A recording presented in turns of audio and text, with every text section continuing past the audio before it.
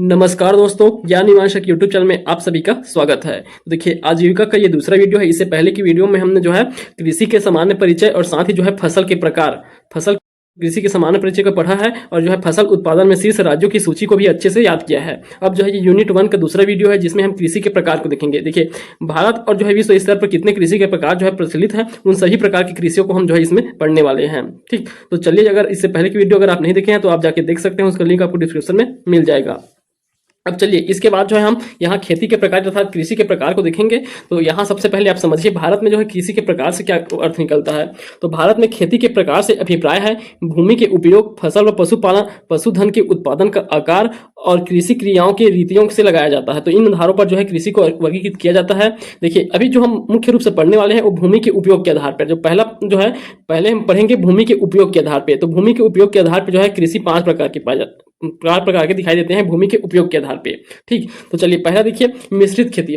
सबसे पहला है मिश्रित खेती। मिश्रित खेती के अंतर्गत क्या किया जाता है, इसे मिक्स फार्मिंग कहा जाता है मिश्रित खेती को। इसके अंतर्गत जो है फसल उत्पादन के साथ एक फसल उत्पादन किया जा रहा है और फसल उत्पादन के साथ साथ ही पशुपालन या डेयरी उद्योग, पशुपालन किया जाएगा या फिर डेयरी उद्योग किया जाएगा। ठीक, तो ये दोनों एक साथ किया जाएगा, फसल उत्पादन और पशुपालन। तब ये क्या कहलाता है, मिश्रित खेती कहलाता है। इससे कंफ्यूज नहीं होना है आपको। इसी प्रकार एक होता है मिश्रित सस्यन या फिर मिक्स क्रॉपिंग कहते हैं। ये यहाँ गलत लिखा हुआ है मिश्रित कृषि, तो ये मिश्रित खेती हुई मिश्रित कृषि है। ठीक, ये गलत लिखा गया है कृषि, तो ये जो है मिश्रित सस्यन कहेंगे या मिश्रित सस्यन, या फिर कहेंगे इसे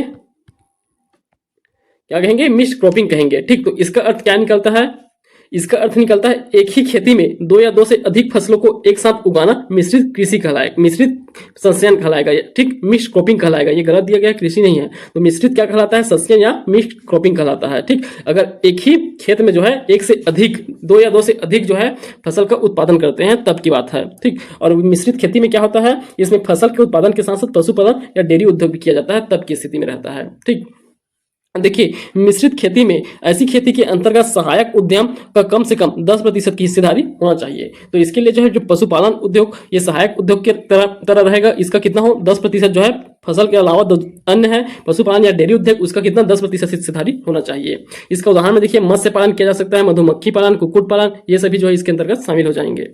ठीक, फसल उत्पादन के साथ ये सभी किया जा सकता है, मत्स्य पालन, मधुमक्खी पालन या कुक्कुट पालन, तो भी क्या कहलाएगा, मिश्रित खेती कहलाएगा।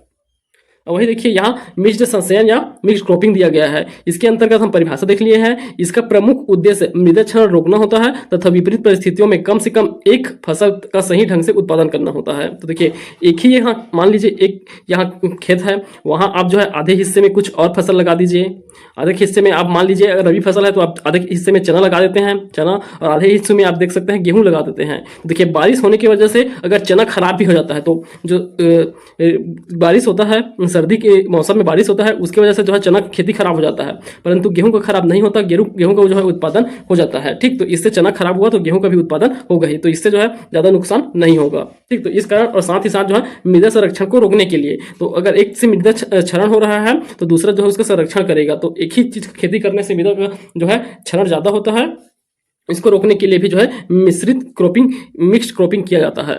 ठीक, चलिए अब दूसरा प्रकार देखिए, इसमें विशिष्ट खेती। विशिष्ट खेती क्या होता है, तो देखिए विशिष्ट खेती से अभिप्राय उन जोतों से है जो अपनी कुल आय का कम से कम 50% किसी एक उद्यम अथवा फसल से प्राप्त करते हैं।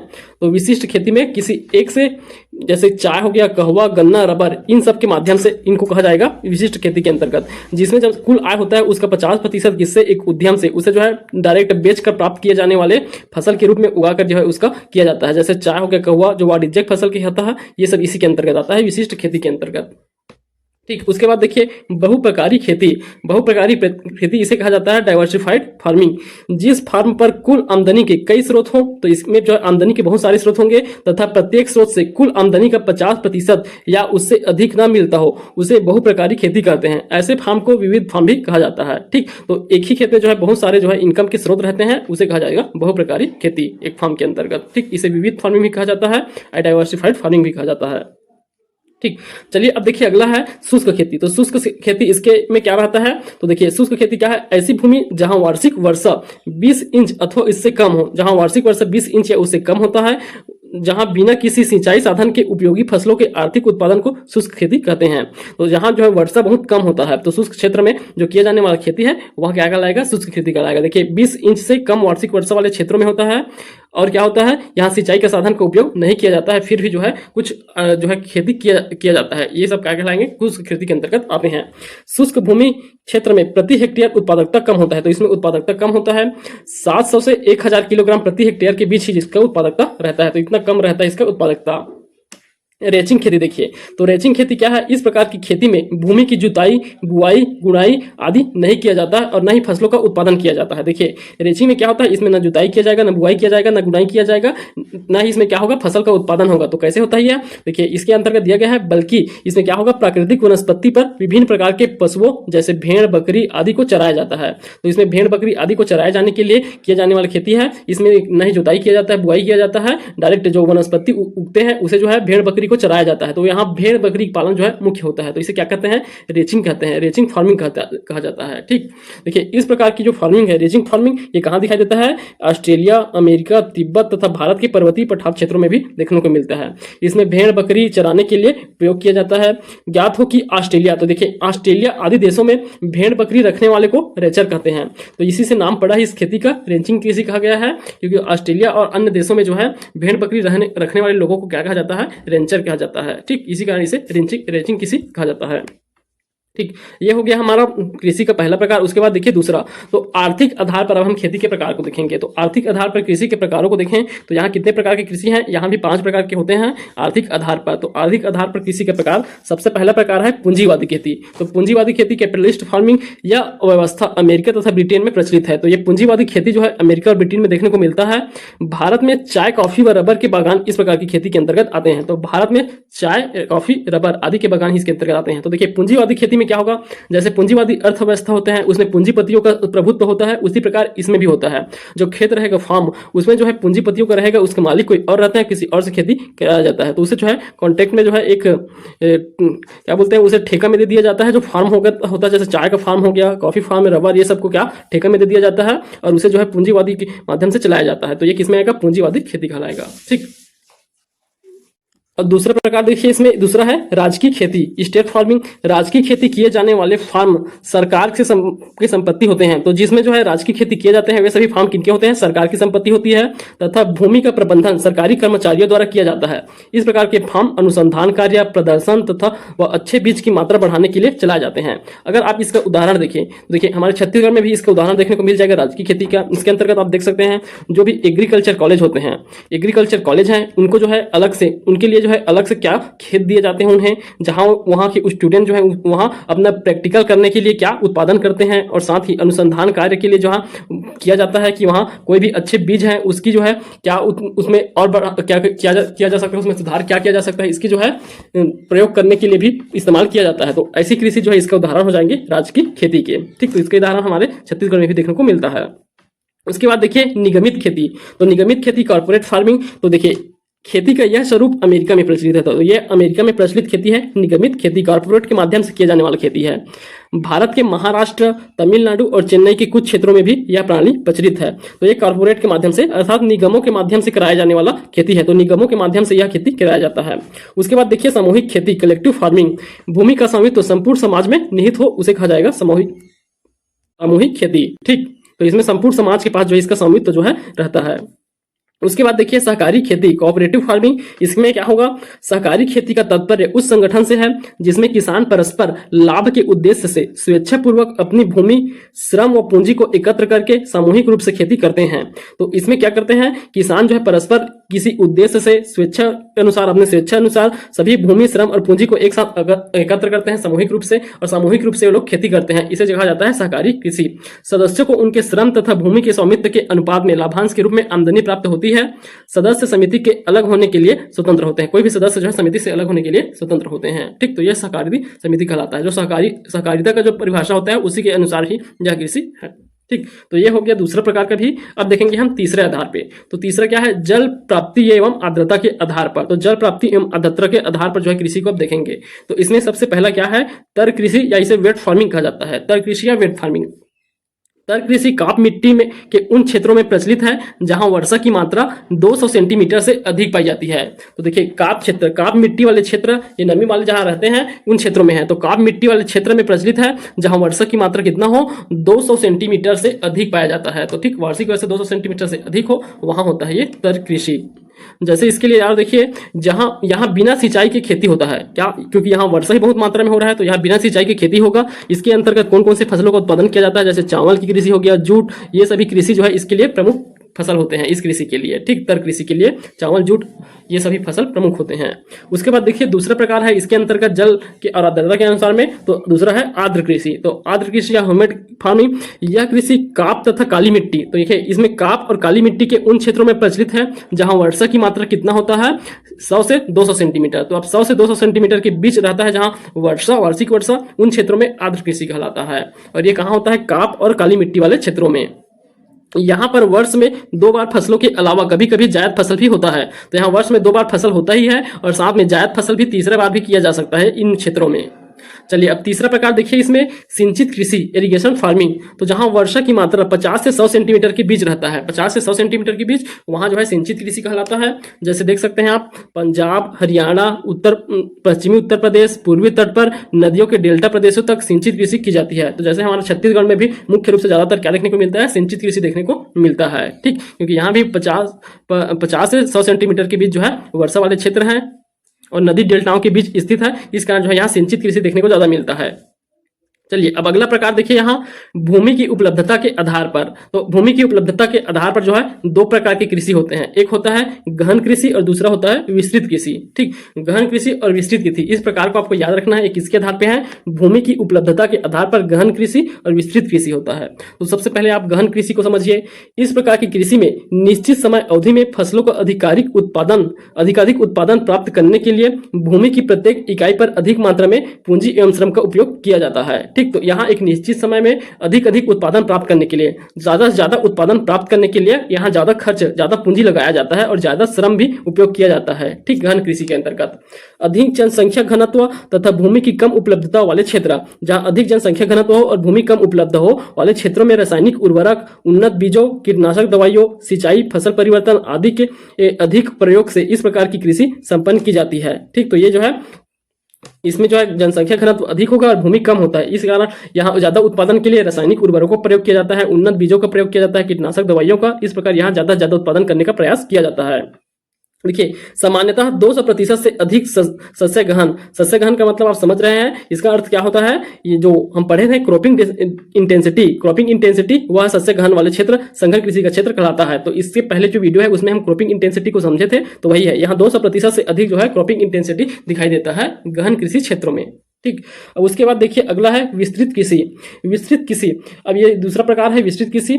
विस्तृत आकार वाली जोतों में बड़े बड़े खेतों पर यांत्रिक विधियों से की जाने वाली कृषि को विस्तृत कृषि के अंतर्गत शामिल किया गया है। तो इसमें जो है जोतों अर्थात जो स्थान है, खेत की जो मात्रा है वह ज्यादा रहता है, कृषि वाला जो क्षेत्र है उसकी मात्रा जो है अधिक होगा। तो यहाँ जो है कृषि जोत, बड़े बड़े खेती जोत होते हैं, यहाँ बड़े बड़े यांत्रिक विधियों में प्रयोग करके यहाँ विस्तृत कृषि किया जाता है। इस प्रकार की कृषि में श्रमिकों का उपयोग कम होता है, यहाँ श्रमिकों का उपयोग कम होता है और इसमें क्या लगता है, मशीनों का उपयोग ज्यादा किया जाता है, किंतु प्रति व्यक्ति उत्पादन की मात्रा अधिक होता है। ठीक, तो प्रति व्यक्ति उत्पादन की मात्रा अधिक होता है, इसमें श्रमिकों का उपयोग कम होता है, इसमें मशीन का उपयोग ज्यादा किया जाता है। इस प्रकार यद्यपि प्रति हेक्टेयर उत्पादन कम होता है, यहाँ प्रति हेक्टेयर उत्पादन कम होता है और प्रति व्यक्ति उत्पादन की मात्रा अधिक होता है, और प्रति हेक्टेयर उत्पादन कम होता है किंतु कुल उत्पादन काफी अधिक होगा। ठीक, कुल उत्पादन काफी अधिक होगा। अब यहाँ देखिए कम जनसंख्या वाले क्षेत्रों में इस प्रकार की कृषि की जाती है क्योंकि ऐसे क्षेत्रों में कृषि भूमि की उपलब्धता अधिक होती है। ठीक, तो जहाँ जनसंख्या कम है और कृषि भूमि क्षेत्र अधिक है, उन क्षेत्रों में जो है विस्तृत कृषि किया जाता है। ठीक, तो ये आप 2 प्रकार आप समझ गए होंगे इसका। तो ये 2 प्रमुख प्रकार हो गए इसके। किसके आधार पर है ये, इसके आधार को याद रखेंगे, भूमि की उपलब्धता के आधार पर है। अब उसके बाद चलिए अब कृषि के और अन्य कौन कौन से प्रकार हैं उन्हें भी देख लीजिए। और भी कुछ प्रकार से कृषि दिखने को मिलता है, तो और देखिए अन्य प्रकारों को। तो इसमें एक है समुच्चय कृषि। तो समुच्चय कृषि, इसे कंट्रोल फार्मिंग कहा जाता है। इस विधि द्वारा खेती पहाड़ों पर की जाती है। तो पहाड़ों पर की जाने वाली खेती समुच्च कृषि कहलाते हैं। इसके द्वारा कम वर्षा वाले क्षेत्रों में नमी सुरक्षा रखा जाता है। तो कम वर्षा वाले क्षेत्रों में नमी सुरक्षा रखा जाता है। ढाल के ऊपर, अब यहाँ एक कंटूर जो शब्द होता है उसको समझिए। कंटूर नामक एक शब्द है। कंटूर इस शब्दावली का अर्थ क्या होगा? ढाल के ऊपर एक ही ऊंचाई पर, ढाल के ऊपर एक ही ऊंचाई पर दो अलग अलग बिंदुओं को मिलने वाली जो काल्पनिक रेखा है उसे कहा जाता है कंटूर। मान लीजिए ये एक ढाल है, ये पहाड़ है, इस ढाल पर यहाँ पास जो है एक ही ऊंचाई, मान लीजिए ये एक ऊंचाई है, यहाँ हम दो बिंदुओं को मिलाते हैं तो यहाँ ये दो बिंदु मिल रहे हैं, वही दो बिंदु क्या कहलाते हैं? काल्पनिक रेखा क्या कहलाएगा? कंटूर कहलाता है। ठीक, ढाल के विपरीत कंटूर रेखा पर किसी भी प्रकार की कर्षण क्रिया द्वारा खेती करना समुच्च खेती कहलाता है। तो इसी के नीचे ये दो बिंदु है, उसी के नीचे जो खेती किया जाता है उसी को क्या कहा जाता है? समुच्च कृषि कहा जाता है, ये कर्षण। ठीक, अब चलिए उसके बाद देखिए इसके दूसरा प्रकार कौन सा है, और देखिए दूसरा है निर्वहन कृषि। तो निर्वहन खेती, तो इसका नाम से ही इसका अर्थ निकल जाएगा निर्वहन खेती। तो देखिए खेती करने वाले परिवार की मात्र निर्वहन भर की फसल उगाने वाली कृषि को जीविका कृषि का नाम भी जाना जाता है। तो देखिए जो अपने जो परिवार है, खेती करने वाले जो परिवार है, वे सिर्फ खेती के माध्यम से क्या कर सकते हैं? अपने जीवन का निर्वाह कर पा रहे हैं। तो इस प्रकार की खेती को क्या कहा जाएगा? निर्वहन खेती, या इसे जीविका कृषि के नाम से भी जाना जाता है। इस प्रकार की कृषि में तीव्र गति से बढ़ती जनसंख्या के, यहाँ तीव्र गति से बढ़ती जनसंख्या के भोजन की आपूर्ति के लिए खाद्य फसलों की प्रमुखता रहती है। तो यहाँ जो है मुख्य रूप से खाद्य फसल का उत्पादन किया जाता है। भारत में प्रायः इसी प्रकार की कृषि किया जा रहा है। तो भारत की कृषि जो है मुख्य रूप से निर्वहन खेती देखने को मिलता है। चलिए अगला देखिए कार्बनिक खेती, या इसे ऑर्गेनिक फार्मिंग के नाम से जानते हैं। तो ये बहुत महत्वपूर्ण हो जाता है ऑर्गेनिक फार्मिंग। तो देखिए इसमें रासायनिक उर्वरकों तथा कीटनाशकों का उपयोग न करके जीवांश पदार्थों का उपयोग किया जाता है। इसे कार्बनिक खेती या सुसंगत कृषि भी कहा जाता है, या पारिस्थितिकी कृषि भी कहा जाता है। तो इसके तीन नाम याद रखना है, कार्बनिक खेती, सुसंगत कृषि और पारिस्थितिकी कृषि कहा जाता है ऑर्गेनिक फार्मिंग को। देश में जीवांश खेती को NOF अर्थात national project on organic farming की शुरुआत, तो देखिए हमारे भारत में जो है national project on organic farming, इसकी शुरुआत कब किया गया था? अक्टूबर 2004 में। अक्टूबर 2004 में जो है कार्बनिक खेती के लिए हमारे यहाँ योजना चल रहा है। ठीक, अक्टूबर 2004 से। चलिए अब अगला प्रकार देखिए ले खेती। तो ले फार्मिंग, इसमें क्या होगा? देखिए ले फार्मिंग कृषि फसल जो वार्षिक जुताई चाहता है, ऐसे कृषि फसल के फसल चक्र में 2 वर्ष या उससे अधिक समय तक के चारागाह रखना ले फार्मिंग कहलाता है। तो जहां फसल चक्र, ऐसी कृषि फसल जिसमें फसल चक्र में जिसके फसल चक्र में 2 वर्ष या उससे अधिक समय तक के चारागाह रखा जाता है, वे ले फार्मिंग कहलाते हैं। ठीक, उसके बाद देखिए स्थानांतरणशील कृषि, या इसे क्या कहते हैं? झूम कृषि कहा जाता है, या झूमिंग कृषि भी कहा जाता है। स्थानांतरण कृषि, झूमिंग कृषि या झूम कृषि कहा जाता है। ठीक, इसे जो है कई बार एग्जाम में पूछा भी गया है, झूम कृषि क्या होता है? तो ये देखिए स्थानांतरित कृषि होता है और किनके द्वारा किया जाता है? तो देखिए यह मानव की आदिम अवस्था की सूचक कृषि है। तो सबसे पुराना कृषि है, ये सबसे आदिम कृषि माना जाता है स्थानांतरण कृषि या झूम कृषि को। इसमें सबसे पहले वन के किसी खंड को साफ करके वृक्षों तथा झाड़ियों को जला दिया जाता है। तो ये वनों को जो है जला करके किया जाने वाला है। पहले वनों को जलाया जाता है, उसके बाद कुछ वर्षों तक उस स्थान पर कृषि की जाती है। भूमि की उर्वरता समाप्त हो जाने पर उसे छोड़कर किसी दूसरे जगह पर यही प्रक्रिया अपनाया जाता है। फिर से नए जगह को जलाया जाएगा, फिर वहां फिर कृषि किया जाएगा। जब तक कि उसकी उर्वरता बने रहता है तब तक खेती किया जाता है। उसके बाद फिर से उसके छोड़ के अलग जगह खेती किया जाता है। ठीक, तो इसी को जो है स्थानांतरित कृषि या झूम कृषि या झूमिंग कृषि के नाम से जानते हैं। इसे शिफ्टिंग कल्टीवेशन कहते हैं। ठीक, देखिए इस प्रकार की खेती हमें कहाँ देखने को मिलता है उसे भी हम देखेंगे। उससे पहले देखिए इसलिए इसे काटना और जलाना, इसे और क्या क्या नामों से जाना जाता है? काटना और जलाना कृषि कहा जाता है, स्लैश एंड बर्न कृषि कहा जाता है, बूस फेलो कृषि कहा जाता है। तो इन अन्य नामों से भी जाना जाता है झूम कृषि या स्थानांतरित कृषि। काटना और जलाना, slash and burn, bush fellow कृषि। ठीक, अब ये जो है हमारे भारत में कहाँ देखने को मिलता है? जो उत्तर पूर्वी राज्य है, उत्तर पूर्वी भारत के उत्तर पूर्वी राज्यों में मुख्यतः नागालैंड, अरुणाचल प्रदेश, मेघालय, असम, इनके पहाड़ी क्षेत्रों में जो है देखने को मिलता है हमें कौन सा? स्थानांतरित कृषि या झूम कृषि। ठीक, वही हमारे छत्तीसगढ़ में भी ये किनमें प्रचलित है? जनजातियों में। छत्तीसगढ़ की जनजातियों में भी जो है ये स्थानांतरित कृषि देखने को मिलता है, जो अलग अलग नामों से जाना जाता है।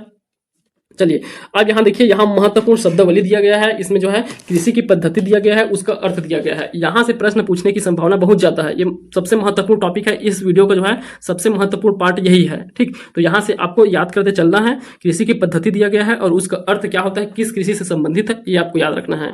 ठीक, तो चलिए सबसे पहले यहाँ दिया गया है क्या? विटीकल्चर। तो देखिए विटीकल्चर का अर्थ क्या होता है? ये व्यापारिक स्तर पर अंगूर उत्पादन की कृषि है। तो अंगूर उत्पादन, अंगूर की कृषि क्या कहलाता है? विटीकल्चर कहलाता है। ठीक, अंगूर उत्पादन को याद रखेंगे।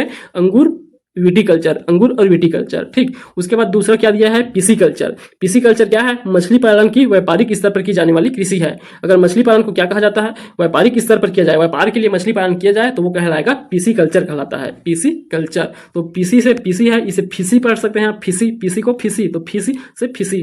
ठीक, फिश से, मछली से संबंधित है। उसके बाद देखिए तीसरा है हार्टिकल्चर। तो हार्टिकल्चर आप सभी जान रहे हैं, बागवानी फसल। तो व्यापारिक स्तर पर किए जाने वाले विभिन्न प्रकार के फल हो गए, सब्जी हो गया, पुष्प का उत्पादन क्या कहलाता है, हार्टिकल्चर कहलाता है। उसके बाद देखिए चौथा है, चौथा क्या दिया गया है, आर्बोरिकल्चर। तो आर्बोरिकल्चर यह विशेष प्रकार के वृक्ष तथा झाड़ियों की कृषि जिसमें उनका संरक्षण व संवर्धन किया जाता है। तो विशेष प्रकार के वृक्षों और झाड़ियों का कृषि किया जाता है, उनका संरक्षण किया जाता है और संवर्धन किया जाता है। जो हर्बल प्रोडक्ट होते हैं, हर्बल प्रोडक्ट क्या है, उनका जो है कृषि वृक्षों के झाड़ियों के माध्यम से उगाए जाते हैं, हर्बल प्रोडक्ट प्राप्त होते हैं। तो यही सब किसके अंतर्गत आते हैं, आर्बोरिकल्चर के अंतर्गत आते हैं। उसके बाद देखिए ये वाला जो है बहुत इंपॉर्टेंट है, अभी जो है पीएससी प्रीलिम्स में इसे पूछा भी गया था प्री 2024 में। ठीक, तो इसी वजह से पूछा भी गया है इसे, सिल्वीकल्चर। तो सिल्वीकल्चर इसका अर्थ क्या है, तो वनों के संरक्षण एवं संवर्धन से संबंधित कृषि को क्या कहा जाएगा, सिल्वीकल्चर।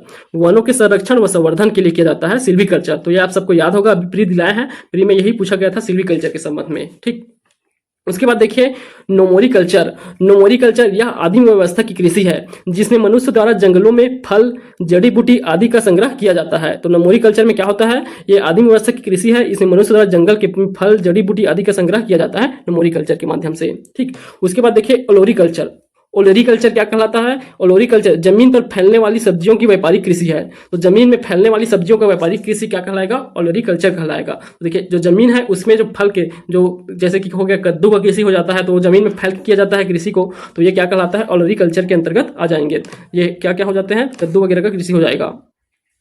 उसके बाद देखिए मेरीकल्चर। मेरीकल्चर में व्यापारिक उद्देश्यों की पूर्ति हेतु समुद्री जीवों के उत्पादन की क्रिया है। तो देखिए मेरीकल्चर, तो यहाँ मेरी किससे बना हुआ है, मेरीटाइन। मेरीटाइन अर्थात समुद्र से संबंध है, तो मेरीटाइन अर्थात समुद्र। तो मेरीकल्चर किससे होगा, समुद्री जीवों के उत्पादन से है। ठीक, उसके बाद देखिए मोरीकल्चर। मोरीकल्चर सहतूत उत्पादन की क्रिया है। सहतूत उत्पादन की क्रिया क्या कहलाएगा, मोरी सहतूत, मोरी और सहतूत। ठीक, उसके बाद देखिए हार्सिकल्चर।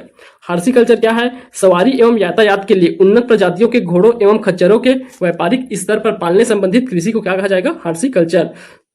तो ये हॉर्स से संबंधित आ रहा है, इसका अर्थ निकल रहा है हॉर्स। तो हॉर्स का अर्थ निकल रहा है इसमें, तो इसे किसे है, घोड़ा और खच्चर। तो हॉर्स और खच्चरों का जो है किया जाता है पालन इसके अंतर्गत सवारी और यातायात के लिए। तो ये क्या कहलाएगा, हॉर्सिकल्चर कहलाता है। उसके बाद देखिए स्टॉक फार्मिंग। स्टॉक फार्मिंग, इसमें पशु प्रजनन फार्मों को स्टॉक फार्मिंग की संख्या दिया गया है। तो पशु प्रजनन के लिए जो फार्मिंग किया जाता है उसे कहा जाता है स्टॉक फार्मिंग।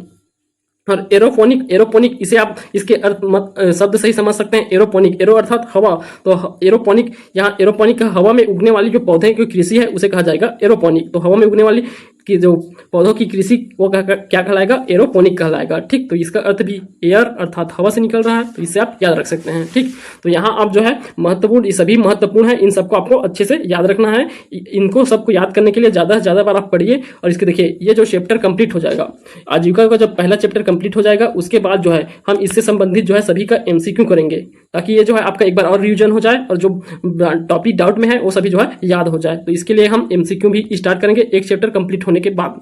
ठीक, तो इस वीडियो में हम यहीं तक पढ़ते हैं। आगे दिया गया है कृषि एवं संबंध क्षेत्रों में क्रांति। तो इसको जो है कृषि संबंधित जो क्रांति है उन सबको जो है अगले वीडियो में पढ़ेंगे। ठीक, तो जिसमें हरित क्रांति पढ़ना है हमें, हरित क्रांति, श्वेत क्रांति, नीली क्रांति, ठीक, और पीली क्रांति, ये सभी क्रांतियों को जो है अलग से हम जो है डिटेल से पढ़ेंगे अगले वीडियो में। ठीक, तो इस वीडियो में इतना ही करते हैं। अगर आपको हमारा वीडियो पसंद आया तो वीडियो को लाइक कीजिए, अपने दोस्तों में शेयर कीजिए और चैनल को सब्सक्राइब कीजिए। अगर इसका पीडीएफ डाउनलोड करना है तो आप लिंक दिया गया है टेलीग्राम चैनल का, आप जाके ज्वाइन कर सकते हैं, उसका पीडीएफ आपको प्राप्त करा दिया जाएगा। धन्यवाद।